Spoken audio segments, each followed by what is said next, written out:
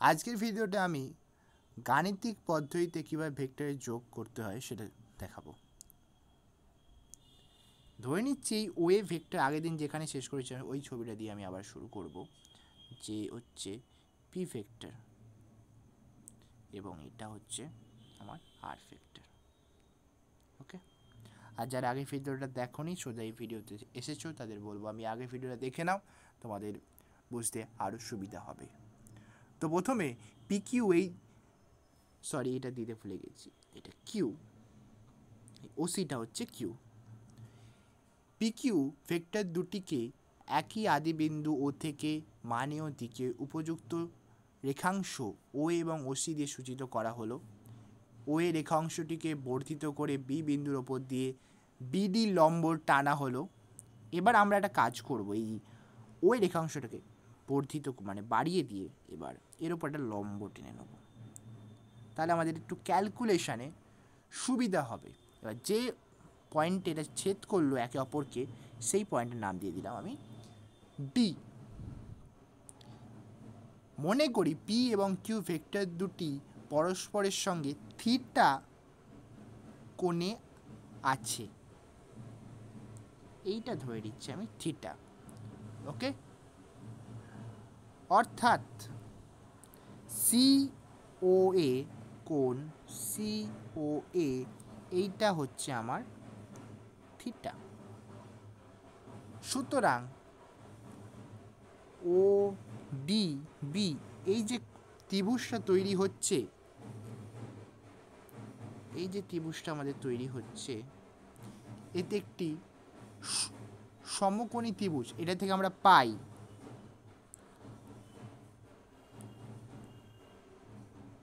O B square equal to হচ্ছে O A square O D square plus BD square.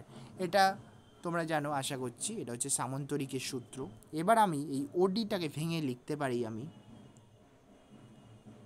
O A plus এডি তার whole square, এবং আগের মতো যেটা ওখান থেকে ছিল আমি সেটা লিখে দিলাম বিডি স্কোয়ার ইকুয়াল টু, এবার এটাকে আমরা স্কোয়ারে ফর্মুলায় ভেঙে দেবো O A square plus AD square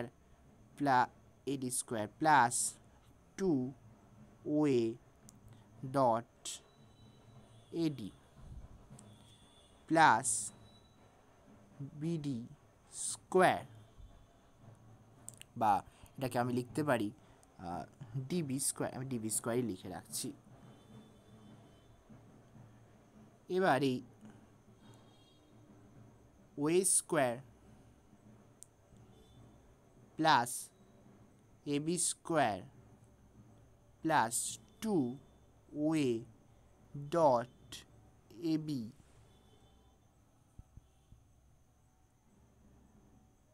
cos theta, এটা কি আমরা লিখতে পারি? চলো দেখা যাক।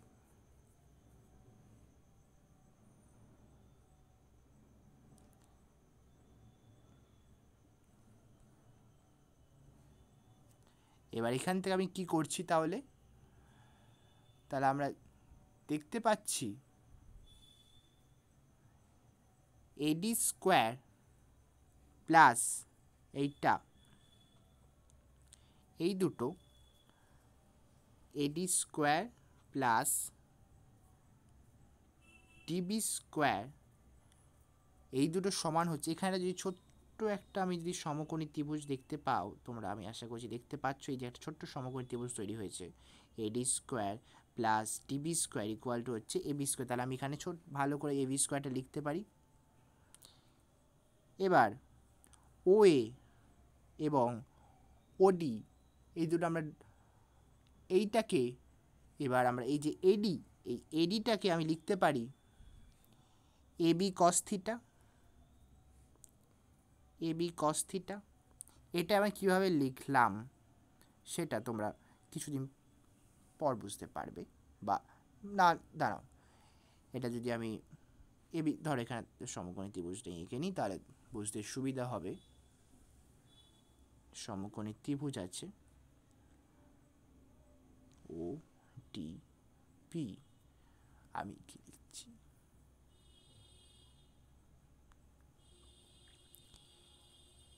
এডি বাই এবি, অর্থাৎ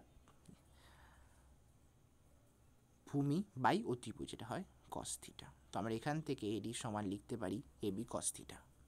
তো এইটা আমাদের হয়ে গেল। এবার আমি এই কিছুক্ষণ আগে ধরে নিয়েছিলাম এগুলো পি কিউ আর ভেক্টর, এই মানগুলো আমি যদি এখানে বসিয়ে দিই, তাহলে ও এর সমান যদি আমরা জানি, ও এর সমান হচ্ছে পি স্কোয়ার, এ বি সমান হচ্ছে কিউ স্কোয়ার প্লাস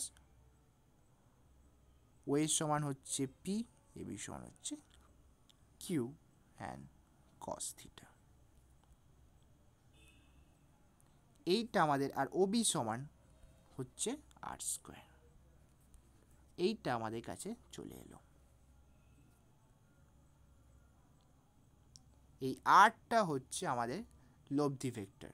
তো আমরা এইভাবে তাহলে আরটাকে আমরা লিখতে পারি রুট ওভার অফ এই পুরো জিনিসটা, P square plus Q square plus 2pq plus cos theta. এবার এই দুটো আর এই পি এর সাথে কতটা কোণে আছে সেটা আমরা বার করতে পারি। ধরে নিচ্ছি আর এই পি এর মধ্যে কোণ হচ্ছে ফাই, তাহলে আমরা যদি দেখতে পাই এখানে একটা সমকোণী ত্রিভুজ যদি আমি আঁকি, আবার একটা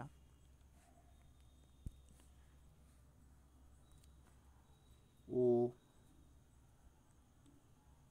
টি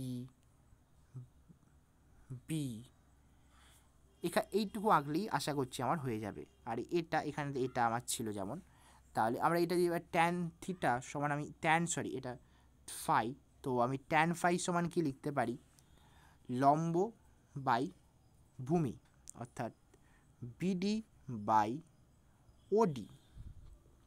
এবার বিডি মানে আমরা কি জানি, বিডি মানে আমরা জানি AB cos theta,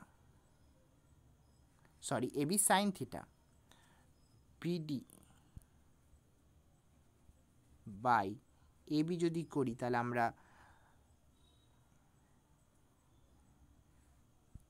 sine theta পাচ্ছি। এটা আমরা আগেরটা থেকে দেখেছিলাম কি করে পাচ্ছি।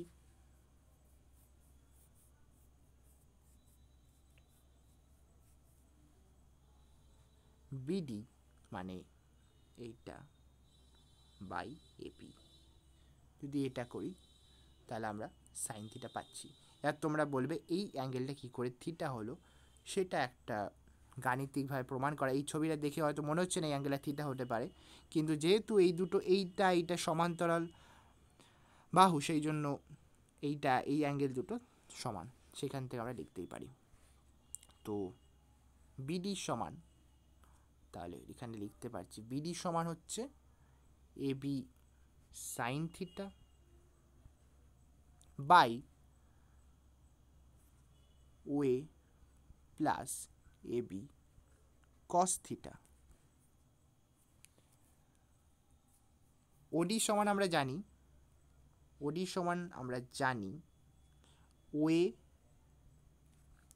ওএ প্লাস ওবি, আবার ওবি সমান ওএ প্লাস এডি সমান আমরা আবার লিখতে পারি এবি কস থিটা। তো সেখান থেকে আমরা এটা পেয়ে যাচ্ছি। তো ট্যান থিটাকে যদি আমি এবার ভেক্টরের ফর্মে লিখি, ট্যান থিটা সমান, তাহলে কি পেয়েছিলাম আমি আরেকবার লিখে নিচ্ছি পরিষ্কার করে, A B sine theta by OA plus A B cos theta. তাহলে এবার এগুলো যদি ভেক্টর বসিয়ে দিই তাহলে আমরা পেয়ে যাব Q sine theta by P plus Q cos theta, sorry এটা ট্যান ফাই হবে। তাহলে আমরা এই ফাই অ্যাঙ্গেলটাকে যদি পেয়ে গেলাম tan inverse Q sine theta by P plus Q cos theta.